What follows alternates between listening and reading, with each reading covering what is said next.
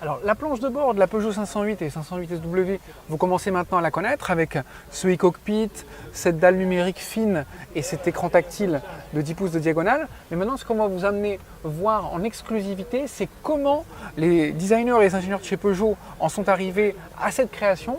On va vous amener dans les coulisses du développement ergonomique et technique. Suivez-nous.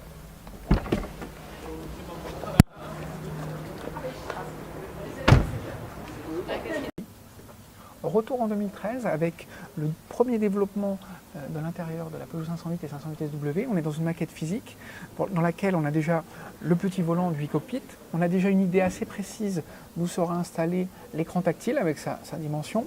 Là pour l'instant ce sont des éléments en carton mais on n'a pas besoin davantage parce que l'idée c'est d'avoir une ergonomie de base.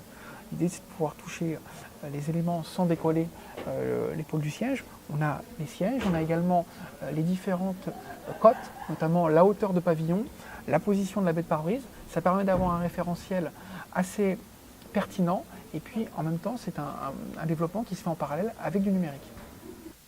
En 2014, le développement prend une nouvelle dimension. À l'extérieur, c'est une Peugeot 308 et pourtant à l'intérieur, ça commence à ressembler à une 508. On a des matériaux spécifiques, on a une planche de bord qui commence à ressembler à celle que sera la version de série de la 508. Donc on a le grand écran, on a ici la dalle numérique déportée vers l'avant, le petit volant.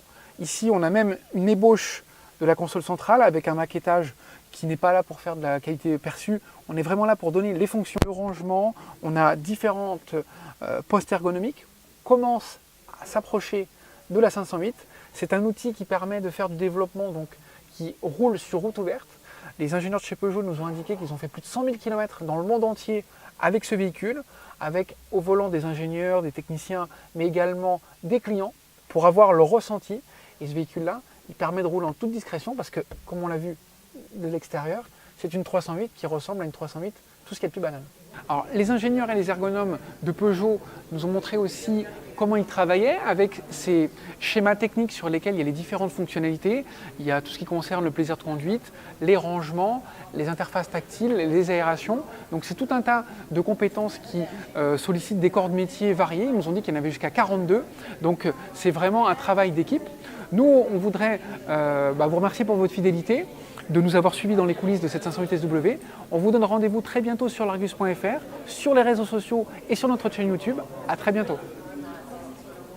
Sur l'animation satellite, on voit bien ici l'anticyclone des Açores, avec des températures ressenties qui seront beaucoup plus faibles.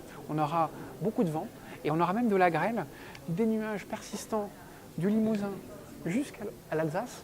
Et donc ça, cette météo-là, c'est pas sur largus.fr.